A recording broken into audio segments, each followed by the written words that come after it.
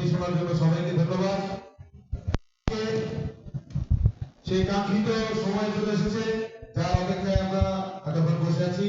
আজকের এই অনুষ্ঠানের প্রধান অতিথি ঢাকা জেলা যুব দলের সংগ্রামী সাধারণ সম্পাদক মোহাম্মদ আইয়ুব খান ভাই এই পর্যায়ে আপনাদের মাঝে বক্তব্য রাখবেন। ঢাকা জেলা যুব দলের সংগ্রামী সাধারণ সম্পাদক মোহাম্মদ আইয়ুব খান ভাই। আইয়ুব খান ভাইকে তার মূল্যবান বক্তব্য রাখতে বলবেন।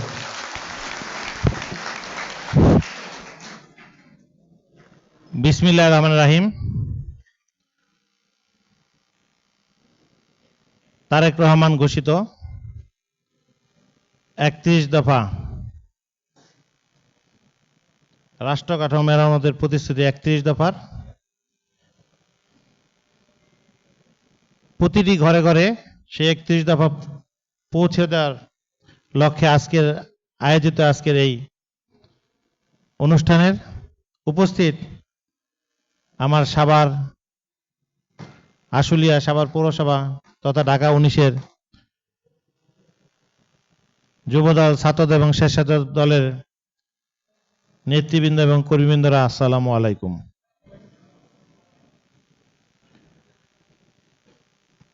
আপনাদের প্রত্যেকের হাতে আমরা মনে হয় এই কাগজটা দিয়েছি, দেখেন তো আছে কিনা সবার হাতে? সবার হাতে কি আছে এই কাগজটা? মনে হয় নাই মনে হয়। একটু নিজেরাই তাকিয়ে দেখেন পিছনের দিকে আছে কিনা। নাই দেখেন, নাই ওই দেখেন, ওই যে মাঝখানে নাই কেন? সবার হাতে ধরেন, দেখেন কাছে আছে কিনা, আপনার পাশের জনের কাছে আছে কিনা। পাশের জনের কাছে কিন্তু নাই, পাশের জনের কাছে নাই, সবার হাতে নাই। প্রত্যেকটা জায়গায় আমি এখান থেকে একদম স্পষ্ট দেখতে পাচ্ছি অনেক জায়গায় খালি আছে। সবাই একটু কষ্ট করে হাতে নেন, সবাই হাতে নেন, সবাই হাত নেন, সবাই উঁচু করে ধরেন। 31 দফার এই কাগজটা সবাই হাতে আমার মতো করে ধরেন।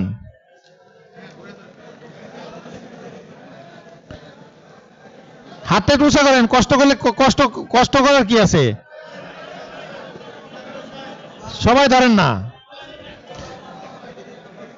দেখেন, আপনারা এই কাগজটা তাৎক্ষণিকভাবে কেউ উঠাতে পারেননি, এটা কিন্তু একটা ব্যর্থতা।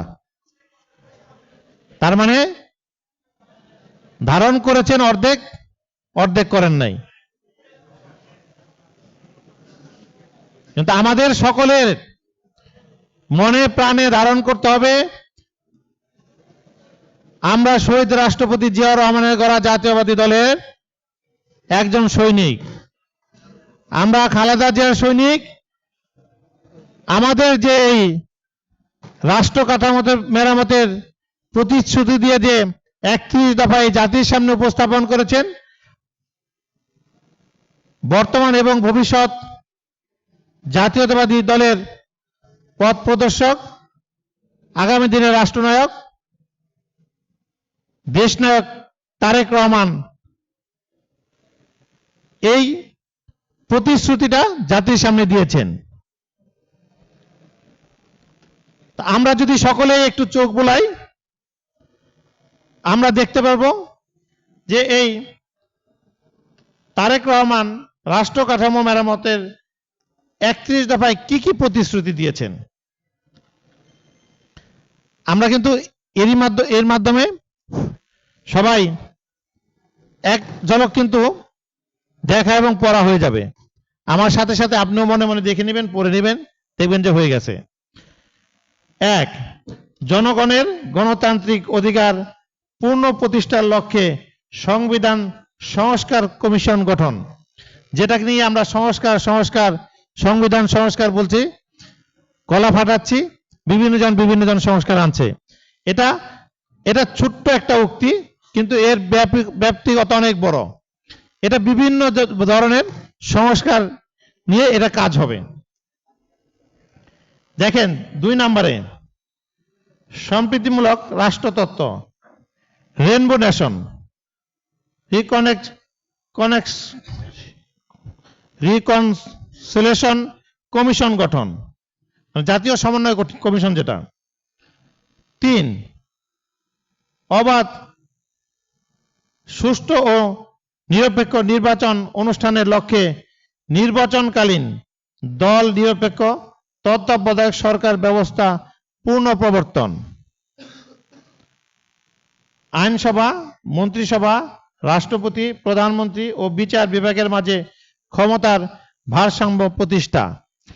এখন আমাদের প্রধানমন্ত্রী, মন্ত্রিপরিষদ এবং রাষ্ট্রপতির সাথে যে বিশাল ভারসাম্য আছে, এটা নতুন আইন করে এটার একটা ভারসাম্য, এত প্রভাবটা, প্রধানমন্ত্রীর যে প্রভাবটা, এটা একটু কমিয়ে রাষ্ট্রপতির কাছেও কিছু দায়িত্ব অর্পণ করা, এগুলি কিন্তু সংস্কারের অংশ। প্রধানমন্ত্রীর দায়িত্ব পালনে সময়সীমা অনূর্ধ্ব পরপর 2 মেয়াদ নির্ধারণ, মানে একজন প্রধানমন্ত্রী হলে সে পরপর 2 বার, যেটা কিনা আমরা আমেরিকাতে দেখি। বারাক ওবামা এত জনপ্রিয় নেতা, বিল ক্লিন্টন এত জনপ্রিয় নেতা ছিলেন, রাষ্ট্রপ্রধান ছিলেন, তারা 2 মেয়াদের বেশি কিন্তু থাকতে পারেনি। ঠিক তারই ধারাবাহিকতায় আমাদের দেশেও এই আইনটা চালু করার দাবি কে করছেন? আগামী দিনে যে রাষ্ট্রপ্রধান হতে চাচ্ছেন জনাব তারেক রহমান, তার ঘোষণায় যে আমি বেশি দিন রাষ্ট্র ক্ষমতায় থাকবো না, বেশি দিন রাষ্ট্র ক্ষমতায় থাকলে এই ফ্যাসিস্ট সরকারের মতো স্বৈরাচারী মনোভাব হয়তো তার মনেও আসতে পারে। তাই তার জন্য সে আগেই এই 2 বারের যে সরকার প্রধান থাকার যে পরিকল্পনা, সেটা সে আগেই ঘোষণা করছেন। বিভিন্ন বিষয়ে জ্ঞান, দক্ষতা, অভিজ্ঞতা সম্পন্ন বিশিষ্ট ব্যক্তিদের সমন্বয়ে আইনসভা উচ্চকক্ষের প্রবর্তন। যে আইন, যেটা বিচার বিভাগ আছে, আইন বিভাগ আছে, সেটা কিন্তু এখন ধ্বংসের দ্বার প্রান্তে। সেটাকে পুনরুদ্ধারের জন্য তিনি আবার এটাকে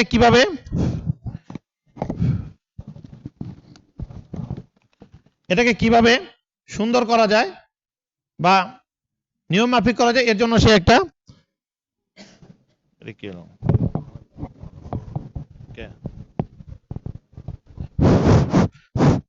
হ্যাঁ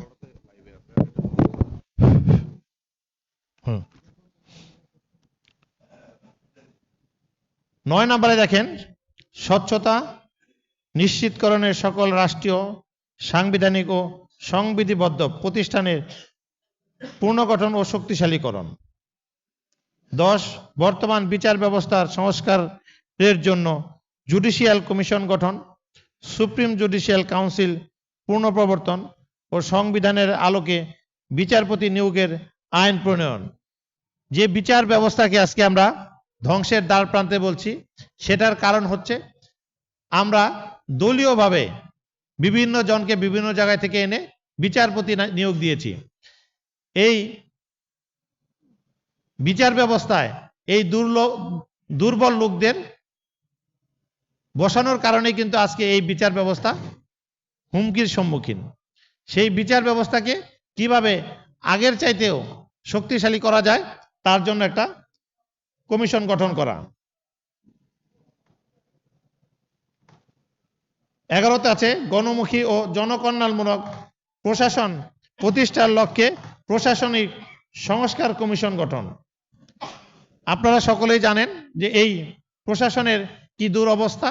তারা 96 টু 2001 আবার 8 থেকে 24 পর্যন্ত বিসিএস এ যে আমাদের মেধাবী ভাইদের কিভাবে বঞ্চিত করা হয়েছে, দলীয় পরিচয় না থাকলে, তার পরিবারে কোনো বিএনপি লেশমেশ থাকলেও তারা কিন্তু প্রশাসনের কোনো জায়গায়, বিসিএস এর কোনো জায়গায় কিন্তু তাদের নিয়োগ বা তাদেরকে পরীক্ষায় উত্তীর্ণ করা হয়নি। তাদেরকে পরীক্ষায় উত্তীর্ণ হলেও ভাইভাতে তাদের কিন্তু ফেল করানো হয়েছে। 12তে আছে দেখেন, মিডিয়া কমিশন গঠন করে তথ্য ও মত প্রকাশের স্বাধীনতা নিশ্চিতকরণ। আমরা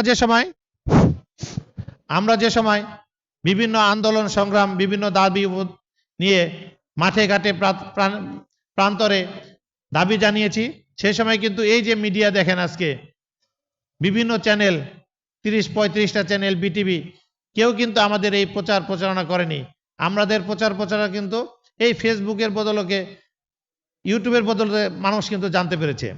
সে জায়গাও একটি সংস্কার, এইটা যেন কেউ আর হাত না দিতে পারে, কারো স্বাধীন প্রচার প্রচারণা যেন বিঘ্ন না করতে পারে, সেটা যে দলই হোক, সরকারি দল এবং বিরোধী দলের। দুর্নীতি প্রতিরোধ, দৃশ্যমান কার্যকর ব্যবস্থা গ্রহণ ও ন্যায়পাল নিয়োগ। 14তে আছে সর্বস্তরের আইন শাসন ও মানবাধিকার প্রতিষ্ঠা, আত্মনির্ভরশীল জাতীয় অর্থনীতি গড়ে তোলার লক্ষ্যে অর্থনৈতিক সংস্কার কমিশন গঠন। ধর্মীয় স্বাধীনতার সর্বোচ্চ ও কার্যকর নিশ্চয়তা প্রদান। আমাদের এই মুসলিম রাষ্ট্রেও দেখেন বিভিন্ন ধর্মের বিভিন্ন গোত্রের মানুষের বসবাস। আমাদের ইসলাম এবং হিন্দু ধর্ম, বৌদ্ধ ধর্ম, খ্রিস্টান ধর্মের সাথে একটা গ্রুপ আছে যে এদের সাথে কিভাবে সংঘর্ষ বাঁধানো যায়। আপনারা অলরেডি দেখতে পাচ্ছেন যে ইন্ডিয়ার বিভিন্ন মিডিয়া, আমাদের দেশে আমরা হিন্দু ভাইরা মুসলমান ভাইরা কাঁধে কাঁধ মিলিয়ে বসবাস করছি, কিন্তু তাদের ওই মিডিয়াতে কি দেখাচ্ছেন, এদেশে মুসলমানরা হিন্দুদের উপর কি অত্যাচার নির্যাতন করছে, কিন্তু এটা সবই কিন্তু ফেক। তাদের কম্পিউটারে যে কারুকার্য আছে তার মাধ্যমে কিন্তু উপস্থাপন করছে, কিন্তু এই দেশে যে জায়গায় হচ্ছে তারা কিন্তু নির্দিষ্ট করে সেটা বলছে না এটা ওই জায়গায় হয়েছে। এরকম বিভিন্ন এই যে ব্যাপারগুলা, এই ধর্মীয় ব্যাপারগুলা আমরা আমাদের নেতা কিন্তু এইগুলোও সামনে আনছে। আমরা এই দেশে সকলেই কিভাবে একসাথে বসবাস করতে পারি, আমাদের যার যার ধর্ম তো আমরা শেষেই পালন করি, সেটার মধ্যেও যে আমাদের যে ভ্রাতৃত্ববোধ সেটা যেন ঠিক থাকে, এটা নিয়েও সে তার কাজের একটা চিন্তা ভাবনা আছে। কিন্তু মুদ্রাস্ফীতি, দ্রব্যমূল্যের হ্রাস বৃদ্ধি আলোকে শ্রমজীবী মানুষের ন্যায্য মজুরি নিশ্চিত করা, এটা কিন্তু একটি বিশাল ব্যাপার। আমাদের গার্মেন্টস সেক্টরের মালিকরা দেখেন তার শ্রমের ঘামে উপার্জিত অর্থে সে এক্সপোর্ট করতেছে, কিন্তু তার মজুরিটা কিন্তু অনেক সময় দেখা গেছে 1 মাস 2 মাস পরেও দেয়। অনেক ফ্যাক্টরি আছে তারা কিন্তু নির্দিষ্ট সময়ে দেয়, নির্দিষ্ট সময়ে দেয়। কিছু খারাপ লোকের কারণে এই সেক্টরটা কত কুলসিত দেখেন। তো এইসব জিনিসগুলা বিভিন্ন শ্রমিকের বিভিন্ন জনের যে আমাদের যেটা নবীজি বলে গেছেন, তুমি যাকে দিয়েই কাজ করবা তার ঘাম শুকানোর আগে তার পারিশ্রমিকটা তুমি অন্ততপক্ষে দিয়ে দিবা, কিন্তু আমরা সেটা কিছু অসাধু ব্যবসায়ী কিন্তু সেই জিনিসটা লক্ষ্য করে না। তো এই জিনিসগুলোর পিছনেও কিন্তু আমাদের নেতার দৃষ্টি, তার দৃষ্টি কোথায় কোথায় পেলেন, প্রশাসনে পেলেন, ধর্মে পেলেন, আইনে পেলেন।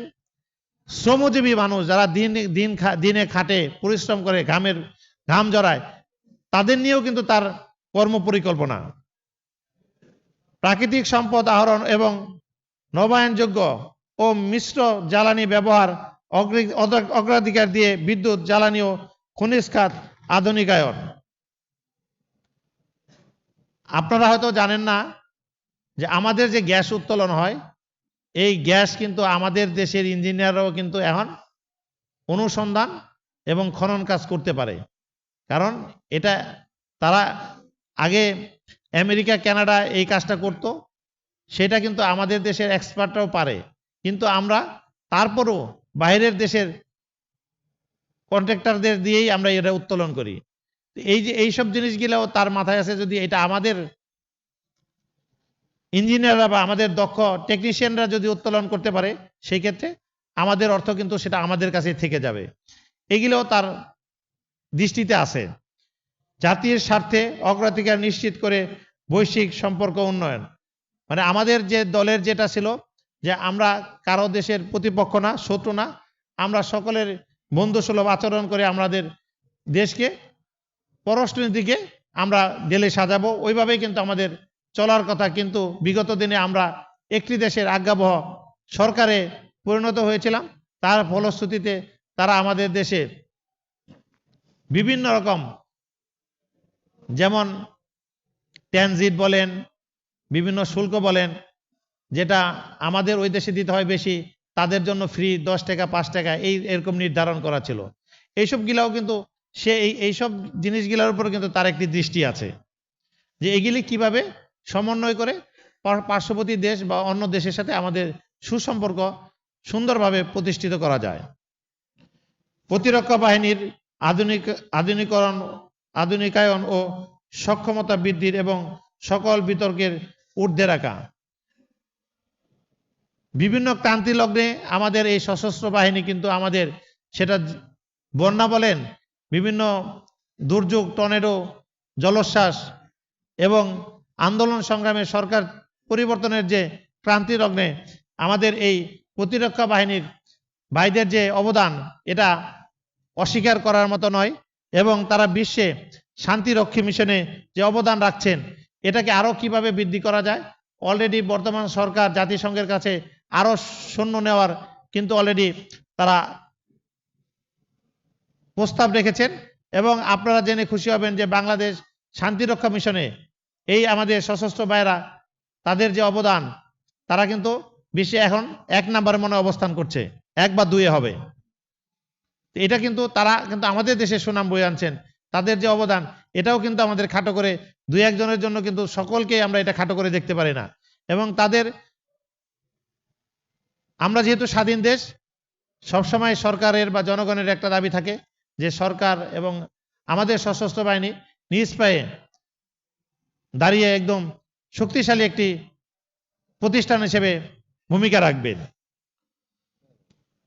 শহীদ মুক্তিযোদ্ধাদের রাষ্ট্রীয় মর্যাদা ও স্বীকৃতি প্রদান। দেশনেত্রী বেগম খালেদা জিয়া কিন্তু এই মুক্তিযোদ্ধাদের ভাতা এবং বিভিন্ন সুযোগ সুবিধা বৃদ্ধি করেছিলেন। তার আমল থেকেই কিন্তু প্রকৃত মুক্তিযোদ্ধাদের তালিকা করা হয়েছে এবং সেই তালিকাকে প্রশ্নবিদ্ধ করে বিগত সরকার তাদের একতরফা তালিকা করে সেই মুক্তিযোদ্ধাদের কিন্তু বিতর্কিত করেছে এবং তাদের চক্রান্ত চলমান ছিল। আমাদের নেতা তারেক রহমান অরিজিনাল শহীদ মুক্তিযোদ্ধা যাদের আছেন তাদের একটা তালিকা বা তাদের মর্যাদা, তাদের পরিবারের মর্যাদা নিয়েও কিন্তু সে কাজ করার একটি প্রতিশ্রুতি দিয়েছেন। 23 নম্বরে দেখেন, কর্মসংস্থানকে অগ্রাধিকার দিয়ে আধুনিক ও যুগোপযোগী যুব উন্নয়ন নীতিমালা প্রণয়ন ও বেকার ভাতা প্রবর্তন। আমরা ছাত্র জীবন শেষ করেই আমাদের কর্মজীবনের যাত্রা শুরু হয়। আমরা ছাত্র জীবন শেষ করেই কিন্তু কর্মজীবনে যেতে পারি না। তার জন্য সে 1 বছরের একটি কর্ম পরিকল্পনা নিয়েছেন যে আপনার মাস্টার্স কমপ্লিট করেছেন, আপনি এখন কর্মজীবী কর্মের জন্য চেষ্টা করছেন। সে 1টি বছর সে প্রত্যেকটা ছাত্রকে তার কর্মসংস্থানে ঢোকানোর আগ পর্যন্ত 1 বছর পর্যন্ত সে প্রত্যেকেই ভাতা পাবে। এটা কিন্তু আমাদের দেশে চালু ছিল, এটা কিন্তু তার একটি আগামী দিনের চিন্তা। নারীর মর্যাদা সুরক্ষা ক্ষমতায়নের যথাযথ পদক্ষেপ গ্রহণ। এবং আপনারা অলরেডি দেখতে পাচ্ছেন যে আমাদের দলেও আপনি বিএনপির সেন্ট্রাল কমিটিতে আপনি দেখবেন যে ওইখানে নারীদের যে একটা কোঠা, নারীদের নিয়েও যে আমাদের দল কাজ করে, সেখানে বিশাল অঙ্কের কিন্তু নারীদের রাখা হয়েছে এবং সেই নারীরাও কিন্তু নারীদের অধিকার আদায়ের জন্য বিভিন্ন সময় আপনাদের সাথে নিয়ে কিন্তু আন্দোলন সংগ্রাম করে। চাহিদা ও জ্ঞান ভিত্তিক শিক্ষা ব্যবস্থা বাস্তবায়নের মাধ্যমে ভবিষ্যৎ চ্যালেঞ্জ মোকাবেলার সক্ষম শিক্ষিত জনগোষ্ঠী গড়ে তোলা।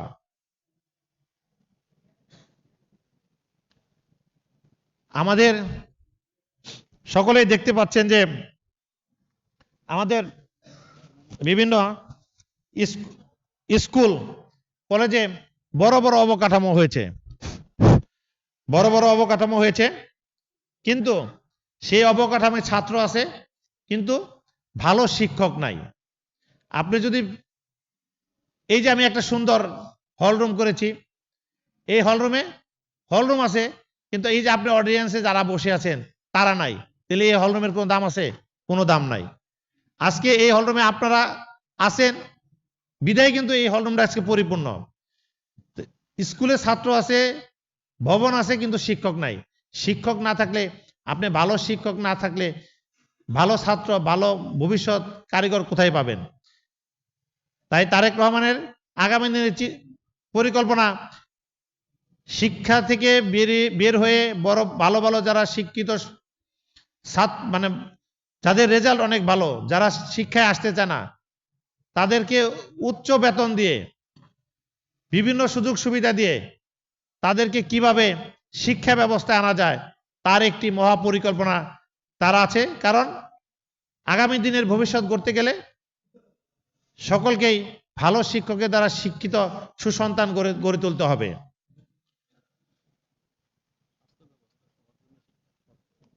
সবার জন্য স্বাস্থ্য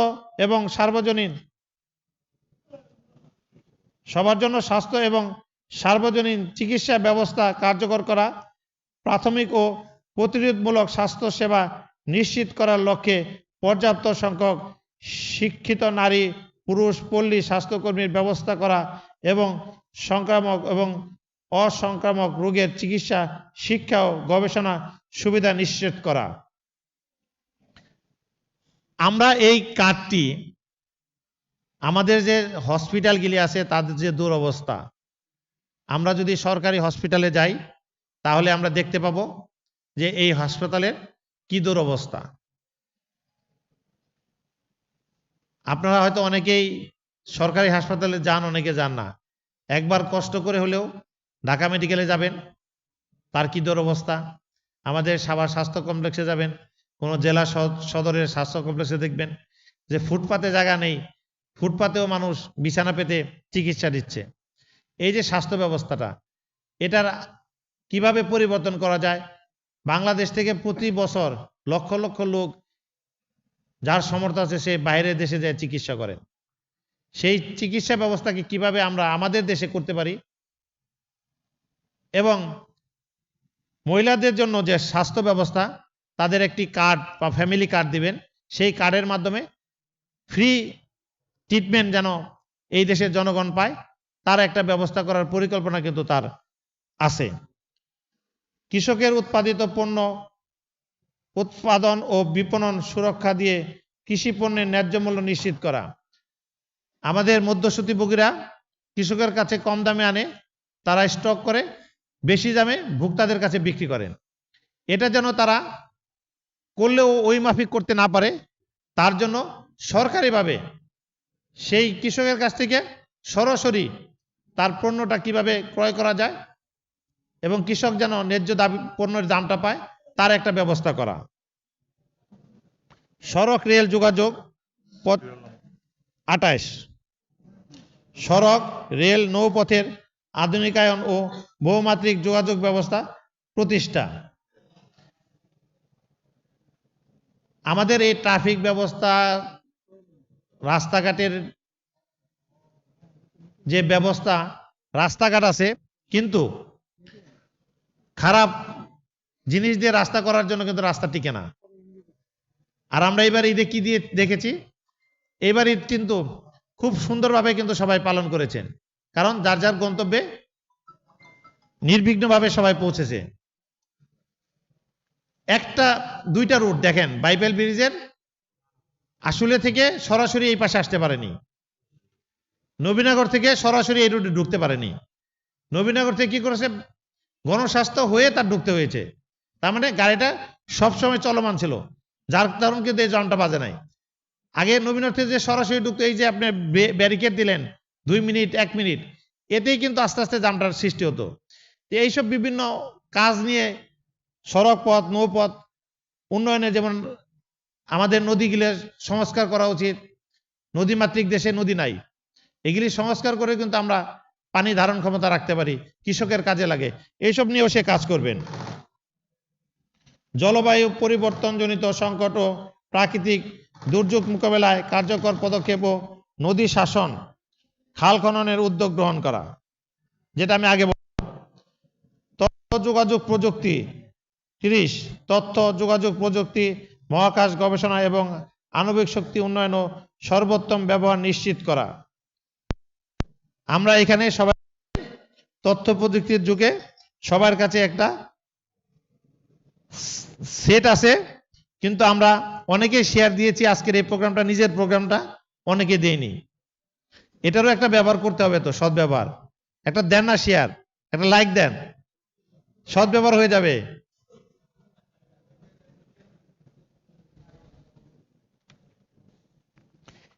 একত্রিশ, যুগোপযোগী পরিকল্পিত পরিবেশ বান্ধব আবাসন ও নগরায়ণ নীতিমালা প্রণয়ন ও বাস্তবায়ন। আমাদের দেশে যে বাড়িঘর আমরা যারা বাস করি, সেটা কিন্তু কোনোটাই পরিকল্পিত না। আমি 10 বিঘা জায়গা কিনেছি, 10 বিঘার মধ্যে একটা প্লট করে, ছোট ছোট প্লট করে বিক্রি করছি। আরেকজনে 5 শতাংশ দিয়ে একটা বিক্রি করে বাড়ি তৈরি করছি। এখানে কিন্তু অপরিকল্পিত একটা ফায়ার সার্ভিসের গাড়ি, কোনো দুর্ঘটনা ঘটলে একটা অ্যাম্বুলেন্স যাওয়ার কিন্তু জায়গা নেই। এই যে অপরিকল্পিত নগরায়নের জন্য আমাদের কিন্তু অনেক সমস্যা হচ্ছে। এসব নিয়েও সে কাজ করার একটি চিন্তা তার মাথায় আছে।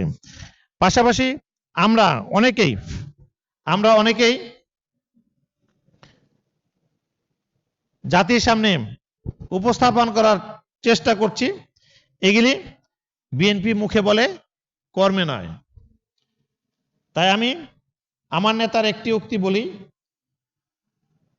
আমাদের নেতা তারেক রহমান পরিষ্কার ভাষায় বলেছেন, আমাদের নিয়ত পরিষ্কার, আমরা যা বলেছি তাই করব ইনশাল্লাহ।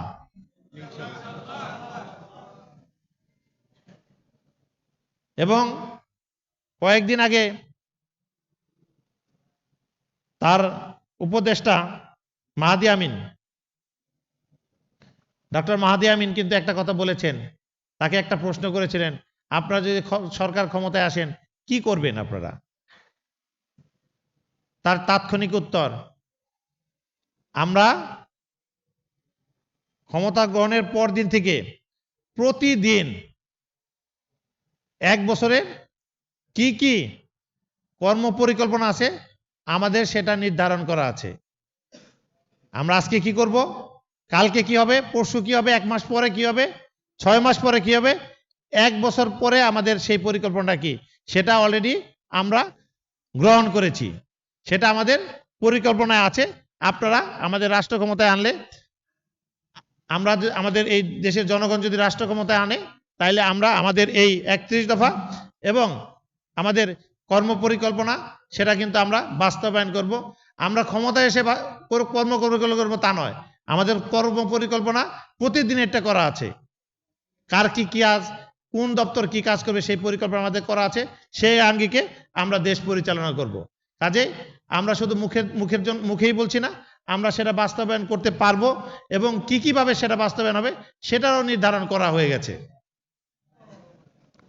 তাই আমি আপনাদের কাছে বিনীতভাবে অনুরোধ করব যে আপনারা সকলে স্বপ্রণোদিত হয়ে নিজেকে নিজের একটা দায়িত্ব মনে করে আমাদের আগামী দিনের রাষ্ট্রপ্রধান, আমাদের ভারপ্রাপ্ত চেয়ারম্যান তারেক রহমানের এই 31 দফা কর্ম পরিকল্পনাটাকে আমরা প্রত্যেকের, আমাদের পরিকল্পনা কি, তার হলো রাষ্ট্র কাঠামো মেরামতের প্রতিশ্রুতির 31 দফা। আর আমাদেরটা আমরা লিখেছি, আমাদের শপথ হোক 31 দফা আমরা প্রত্যেকটি এলাকায় মানুষের ঘরে ঘরে পৌঁছে দেব। এটা কিন্তু আমাদের মূল এজেন্ডা। আমরা আজকে এখানে শুনে গেলাম, ধারণ করলাম তা না, আমাদের এটা মার্কেটিং করতে হবে, মানুষকে বোঝাতে হবে, মানুষের কাছে দিতে হবে। তাই আমি আপনাদের কাছে বিনীতভাবে অনুরোধ করব, যেহেতু আমি এই কয়দিন থাকবো না, আপনারা আমাকে সাথে নিয়ে বা আমি আপনাদের সাথে নিয়ে কাজ করতে পারলে হয়তো ভালো হতো। কিন্তু আমার একটা আত্মবিশ্বাস আছে, কারণ আপনাদের সাথে আমার রাজনীতির যে নিবিড় সম্পর্ক, আমার অনুপস্থিতিতেও আপনারা আমার চাইতে ভালো এই দায়িত্বটা পালন করবেন। সবাই করবেন না?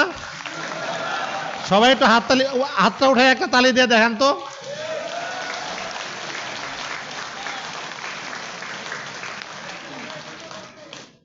এবং আমাদের পরবর্তী পরিকল্পনা যদি আল্লাহ সহি সালামতে হজ করায় এবং যদি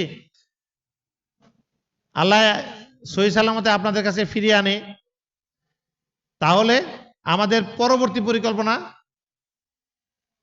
আমরা চন্দ্রা থেকে আমিনবাজার পর্যন্ত, এটা তো আমাদের সাভারেরই, আমরা এই জায়গায় একটা রোড শো করব এবং ওই রোড শোতে জানে সবাই, তার আগেই যেন আমাদের কিসের রোড শো, কেন, কি, এই কথা জানে কেউ বলতে না পারে। কেউ যেন দেখলেই মনে করে যে আমার কাছে যে দাওয়াতটা পৌঁছে দিয়েছিল তাদের আজকে একটা কর্মসূচি এই এই এই 31 দফা নিয়ে, কেউ জানি ওই জিনিসটা দেখে জানে আবার নতুন করে কেউ কাছে জানতে না চায় যে এটা ভাই কিসের অনুষ্ঠান। তাই আমি আপনাদের কাছে অনুরোধ করব, আপনার অন্তপক্ষে এই কয়টা দিন অল্প অল্প পরিশ্রম করলে হবে। আমাদের নেতা তো 16 ঘন্টা 18 ঘন্টা পরিশ্রম করে আমাদের জন্য, এই দেশের জন্য, দেশের জনগণের জন্য। আপনারা তো অল্প কিছুক্ষণ সময় আমরা যদি সবাই করি, আমার মনে হয় আমরা খুব ভালো একটা রেজাল্ট আনতে পারবো। আপনারা এমপিও বানানোর দরকার নাই, কাউরে সভাপতি বানানোর দরকার নাই। আমরা যে যে জায়গায় আছি সে জায়গায় থাকি। তারেক রহমানের, দেশনেত্রী বেগম খালেদা জিয়ার দিক নির্দেশনায় এই ধানের শীষের জন্য আমরা কাজ করি। আগামী দিনে যারা নির্বাচনে ধানের শীষে যেন ভোট দিতে গেলে নির্দ্বিধায় তারা ভোটটা দিতে পারে, কারো প্ররোচনায় যেন এই ধানের শীষে থেকে বিমুখ না হয়ে যায়। যাদের কারণে এই ধানের শীষে থেকে বিমুখ হবে তাদের থেকেও আমরা মুখ ফিরিয়ে নেব। মুখ ফিরিয়ে নিতে আমাদের যেন কোনো কষ্ট না হয়। হতে পারে সে আমার ভাই, হতে পারে আমার ভালো সহকর্মী, ভালো কর্মী, ভালো নেতা। আপনারাও উপলব্ধি করতে হবে আমরা ক্ষমতায় আসিনি, আমাদের দল ক্ষমতায় আসেনি। যারা শহীদ হয়েছেন, জীবন দিয়েছেন, এই ছাত্র আন্দোলনে যারা জীবন দিয়েছেন, সেই শহীদ ভাইদের প্রতিও আমাদের শ্রদ্ধা রাখতে হবে। তারা কেন জীবন দিয়েছেন, সবার দিকে দৃষ্টি রেখে আমি শুদ্ধ হব, আরেকজনকে শুদ্ধ হওয়ার পরামর্শ দিব। কারো প্রতি ক্ষোভ রেখে নয়, ভালোবাসা দিয়ে তাকে সেই জায়গা থেকে নিবৃত্ত করব। অনেকে বলেন নতুন পুরাণ, আপনারা কেন ভাই নতুন নিছেন, আর আজকে কেন নতুন জন্য এত হাই উতাস করছেন, তাদের কেন আপনাদেরকে ধমক দিতে হয়, সাবধান, এই সেই। কাজেই আমাদের সেই নতুন পুরাণের কোনো স্লোগান নাই। আমরা সকলেই কাঁধে কাঁধ মিলিয়ে, কারণ আমরা যেহেতু নতুন রিক্রুট করি নাই, কাজে আমাদের নতুন নিয়ে এত ভাবনা নাই। যারা সংখ্যায় বাড়ানোর জন্য এতদিন ছিলেন না, ঘাটে ছিলেন না, যারা সংখ্যায় বাড়ানোর জন্য এখন নতুন পুরাণ নাই, আওয়ামী লীগ নাই, নব্য নাই, সব এক ঘাটে নিয়ে বিএনপির সভা করছেন, তাদের মুখে ওটা মানায়, কিন্তু আমরা সেটা বলতে পারি না। আমরা বলবো সকলে আমরা ভাই ভাই, কাঁধে কাঁধ মিলিয়ে শহীদ রাষ্ট্রপতি জিয়াউর রহমান গড়া জাতীয়বাদী দলকে এগিয়ে নিয়ে যাব, ধানের শীষকে এগিয়ে নিয়ে যাব, এবং খালেদা জিয়া যেন সুস্থভাবে দেশে এসে একটি সুন্দর দল এবং বিএনপিকে নেতৃত্ব দিয়ে সরকার প্রতিষ্ঠা করতে পারে। তারেক রহমান যেন সরকার প্রধান হিসেবে দেশ ও জাতির মঙ্গলে কাজ করতে পারে, এর জন্য আমাদের সকলকেই কাজ করতে হবে। এই আশা এবং প্রত্যাশা রেখে আরেকটি কথা, আপনাদের কাছে আমার একটি অনুরোধ।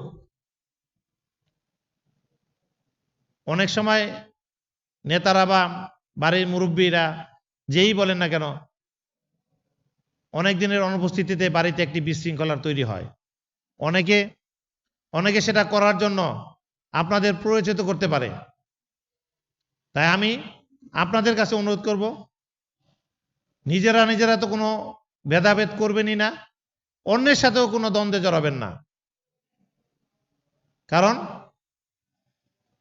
আমরা চাই শহীদ রাষ্ট্রপতি জিয়াউর রহমানের প্রত্যেকটি সদস্যের সাথে, সেটা আমাদের সাথে রাজনীতি করুক আর বা অন্যজনের সাথে রাজনীতি করুক, আমরা সকলে ভাই ভাই। এটা আমার একটি অনুরোধ। আপনারা কি এটা মানবেন না? দুই হাত উঠিয়ে দেখা দেন যে আমরা একসাথে সকলে কাঁধে কাঁধ মিলিয়ে থাকবো এবং সকলেই যে কারো বিপদে আমরা সকলে এগিয়ে যাব, কিন্তু সেটা আপোষের মনোভাব নিয়ে, হিংসার মনোভাব নিয়ে নয়। তা আপনাদের আরেকটা সংবাদ দেই, সেটাও বেশি দিন থাকবে না, অল্প কিছুদিনের ভিতরেই সেটাও নিবৃত্ত হবে। আপনারা সকলেই সাভারের সকলেই এক কাতারে একসাথে রাজনীতি করবেন। সময়ের ব্যাপার, অপেক্ষা করেন, নতুন বার্তা দিয়ে গেলাম, অল্প দিনে দেখতে পাবেন। সকলকে সুন্দরভাবে এই অনুষ্ঠান সফল করার জন্য ধন্যবাদ জানাচ্ছি, কৃতজ্ঞতা জানাচ্ছি। আপনারা একটু ধৈর্য সহকারে বসবেন,